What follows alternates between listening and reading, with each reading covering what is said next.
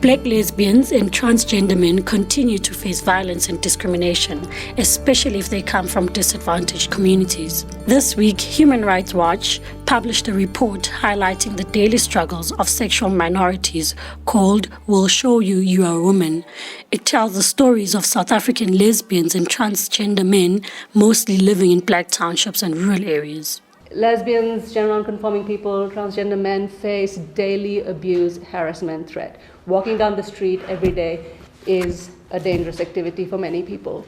And this is the kind of abuse and violence that is so normalized that many people we spoke to didn't really mention it. When we asked, what kinds of violence or discrimination do you face, verbal abuse and insults and threat wasn't the first thing that they spoke about. Not only is the verbal abuse and threat itself a violation of people's fundamental rights, but it also creates this climate, this sort of overwhelming climate of fear and threat and danger, and undermines people's self-worth, right? So people live knowing that they are seen as freaks, they are seen as abnormal, and if someone came to beat them or to do anything bad to them, hardly anyone's going to speak up or protect them. All these stories of rape and murder that make it to the media, we have to remember that before this person got to this place where they were raped and or murdered, they had faced a lifetime of abuse and discrimination. Almost invariably in all the interviews that were conducted was a sense of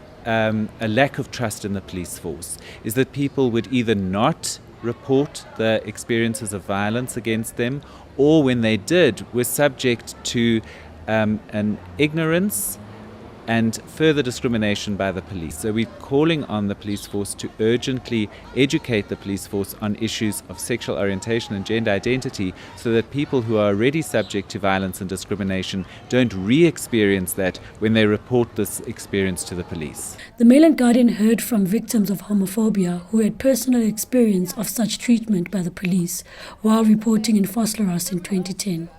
Do you think that the police in this town are targeting gays and lesbians? Yes, they are very homophobic, because what they said to me, they said they started touching my private parts. They said they wanted to check whether I'm a girl or a boy. In May 2011, the Justice Department established a task team to investigate homophobic related crimes. Though this is seen as a great stepping stone for gay rights in South Africa, many remain skeptical of its effectiveness.